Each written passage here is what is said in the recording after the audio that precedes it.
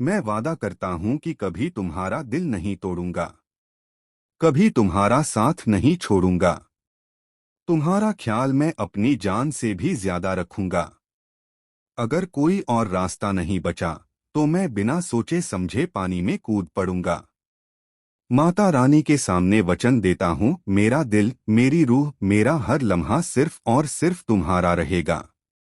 और यही प्यार, यही वादा अब परिणीति के इस लेटेस्ट एपिसोड में देखने को मिला, जहां प्यार और जज्बात की हर हद पार कर दी आदित्य और प्रीत ने। दोनों के बीच का रिश्ता अब कोई आम रिश्ता नहीं रहा। अब वो सिर्फ दो इंसान नहीं, बल्कि एक दूसरे की जिंदगी बन चुके हैं। और इस रिश्ते को मजबूत किया उस वादे ने जो आदित्य ने प्रीत से किया। अब हमारी जिंदगी में कोई तीसरा नहीं आएगा। अब कोई हमें अलग नहीं कर पाएगा। प्रीत, जो हमेशा से दिल में दर्द और डर छुपाए बैठी थी, जब निशा का नाम लेती है तो आदित्य उसका हाथ पकड़कर कहता है, वो भी अब हमारा कुछ नहीं बिगाड़ पाएगी। अब हम दोनों एक होकर रहेंगे, हमेशा के लिए। फिर आता है वो पल जिसे हर लड़की अपनी आंखों में एक ख्वाब की तरह सजाती है। आदित्य घुटनों पर बैठकर उसे अंगूठी पहनाता है और फिर उसे सीने से लगा लेता है।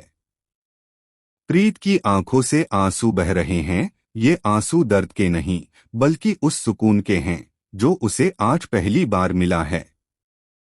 मगर कहानी इतनी आसानी से पूरी कैसे हो सकती है? तभी वहां दुश्मनों की एंट्री होती है। वो गुंडे जो उनकी मोहब्बत को मिटा देना चाहते हैं, एक बार फिर आ धमकते हैं। अब आदित्य और प्रीत को अपनी जान बचाने के लिए वहां से भागना पड़ता है। दोनों भागते हैं, एक दूसरे का हाथ थामे हुए।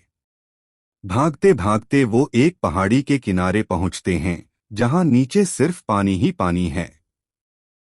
उनके पास कोई और रास्ता नहीं होता, और फिर दोनों एक साथ उस नदी में छलांग लगा देते हैं, जैसे उनकी मोहब्बत ने दुनिया के हर डर को पीछे छोड़ दिया हो।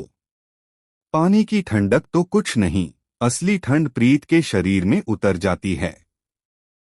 उसे तेज बुखार हो जाता है। कांपती हुई प्रीत की जान अब सिर्फ आदित्य की बाहों में सुरक्षित है। वो उसे अपनी बाहों में समेट लेता है, उसे गर्माहट देने की कोशिश करता है, जैसे कह रहा हो, अब मैं ही तेरा घर हूं, मैं ही तेरी जिंदगी हूं। उधर दूसरी ओर निशा और बाकी घरवाले शादी की तैयारियों में व्यस्त हैं। किसी को नहीं पता कि असली दूल्हा यानी आदित्य वहां है ही नहीं। आदित्य का दोस्त उसकी जगह सेहरा पहनकर वहां खड़ा होता है। सभी लोग खुश हैं, ढोल बज रहे हैं, नाच हो रहा है। निशा मुस्कुरा रही है, लेकिन उसे नहीं पता कि उसकी शादी एक छलावे से हो रही है। नीति, जो सच्चाई जानती है, बार बार निशा को दिलासा देती है, कुछ नहीं होगा, तू टेंशन मत ले, सब ठीक होगा। मगर किस्मत को कुछ और ही मंजूर है।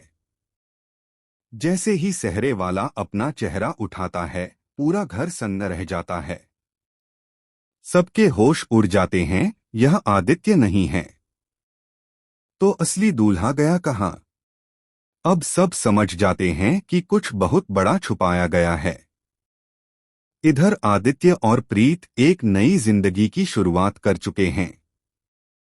उनका प्यार अब किसी वादे का मोहताज नहीं, अब वो एक दूसरे की रूह बन चुके हैं। लेकिन सवाल ये है, जब वो वापस घर लौटेंगे तो क्या घरवाले उन्हें अपनाएंगे, या फिर समाज के दबाव में आदित्य की जबरदस्ती निशा से शादी करवा दी जाएगी? क्या प्रीत इस रिश्ते से प्रेग्नेंट हो जाएगी?